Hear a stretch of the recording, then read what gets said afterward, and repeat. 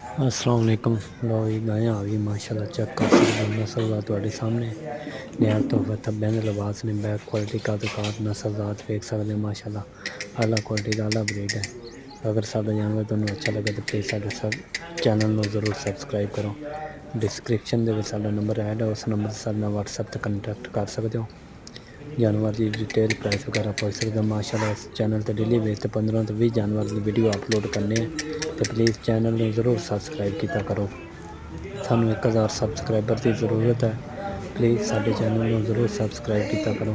description में number add है, उस नंबर पर WhatsApp से कंटैक्ट करके जानवर की डिटेल प्राइस वगैरह पूछ सकते